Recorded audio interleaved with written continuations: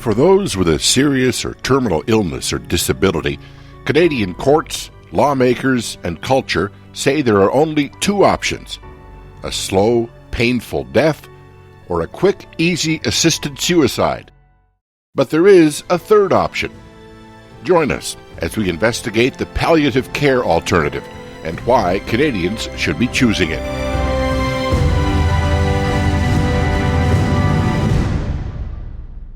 As we continue our exploration of palliative care as an alternative to assisted suicide, what it looks like, what it does, and how it benefits different kinds of people, our journey takes us to an elementary school in Hamilton, Ontario, where we spoke with a remarkable teacher, Pieter Harsevoort.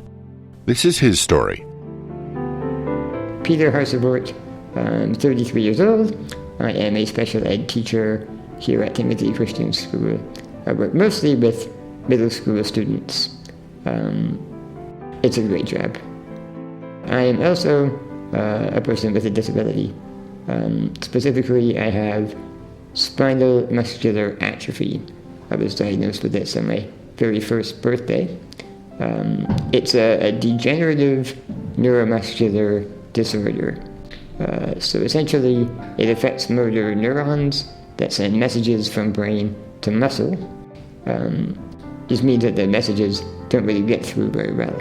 So muscle mass doesn't develop and my muscles gradually waste away. So it's degenerative, which means every year I do lose ability and strength. It also affects respiratory muscles, so I'm susceptible to pneumonias and colds, and things like swallowing are affected as well. For me specifically, living in Canada, the supports are there for me to live a very productive, fulfilling, and happy life for many years to come, the Lord willing. It's a beautiful thing to be born with a disability in Canada in the 21st century, because we do have a country with lots and lots of things available for people with disabilities in terms of medical care, in terms of technological support, software, hardware. I mean, I have a fantastic wheelchair that I can use to get out of the house and do my job. I have computer software that lets me type out my lesson plans and take notes for my students. Every deficit that I've encountered can be solved with the care of people around me and the support of technology and the medical community.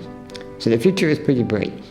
Now, with the legalization of assisted suicide in Canada, could he still believe that the future is bright? We asked him if the change in the law changed his outlook. It's revealing some assumptions in the Canadian population about disability that I think are pretty frightening. The fact that the population at large and the medical community specifically sees little value in the life of a disabled person and sees no harm in assisting suicide does show that they're missing something, that they're not really seeing the beauty of the lives of the disabled in any way. They just see the limitations, they see the disability and nothing else, which is a pretty dangerous thing. It's a shame on us as a country that the only answer we might have for somebody who cries out for help in that way is to say, yes, we can happily end your life. Because I do believe that the solutions to almost every problem that's faced by people with disabilities can be solved. Pieter has long advocated for disability rights.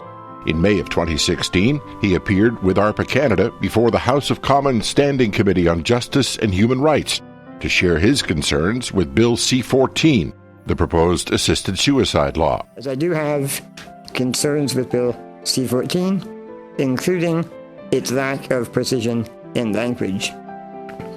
Sadly, I feel that the bill is dangerously dependent on euphemisms. Throughout, medically assisted dying is used to describe what is in reality physician-assisted suicide. This is problematic in the way that it undercut palliative care. Sadly, despite Pieter's concerns, C-14 was passed into law in June of 2016, largely unamended. Assisted suicide was officially legal. Just days later, a young woman named Julia Lamb, living with the same disease as Pieter, launched a lawsuit challenging the law as too narrow. We asked Pieter what he thought about this attempt to expand euthanasia. It's so obvious to see that this was inevitable as soon as the doors were opened to assisted suicide, that all the safeguards in place would immediately be challenged. To be honest, I don't understand where Ms. Lamb is coming from. As I have the same disease as she does, I think we're probably fairly similar in terms of the progression of our disease. She's a few years younger than I am. And from what I've seen of her in interview, I think we're probably pretty similar in terms of ability.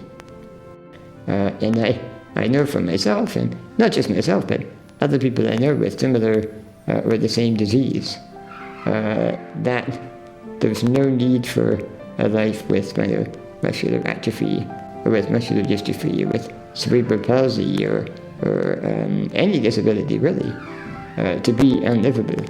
And the fact that somebody with a disability only sees herself as somebody whose life is unlivable is really sad, and it goes to show the impact that others have had on Miss Lamb and her own self-identity. So we asked Pieter, what should we do now? This is a time for advocacy for the disabled and ill.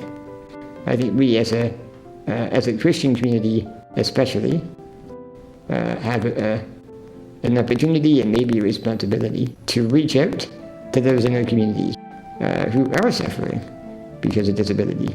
I mean, for those who are on their own and whose bodies are breaking down and don't feel that they have anybody on their side, it's not that surprising that they might feel their lives are worth ending, and it's too tough to go on.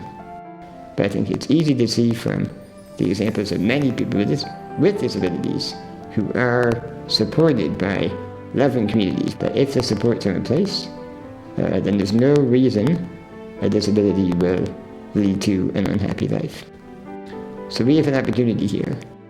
And if we step up, we can really make a difference.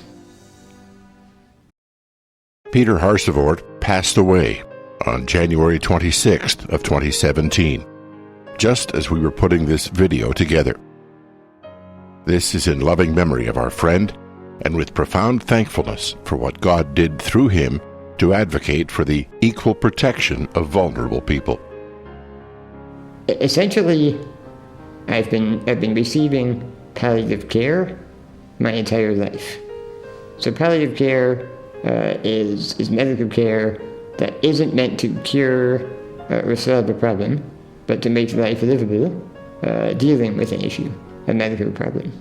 So there is no cure for my disease. For me, there really isn't much hope for a cure that I might ever work. But palliative care is what I receive day to day. So medical care to help me deal with some of the deficits that I have, maintaining strength as long as I can. This wheelchair really is an example of palliative care. It doesn't solve the problem, it doesn't make me work, but it allows me to live happily with that problem in place, with that deficit in place. So when I have doctor support, respirologists, neuromuscular specialists, my wheelchair, all these people are just working to make my life as productive and fulfilling as it can be within the limitations that I have.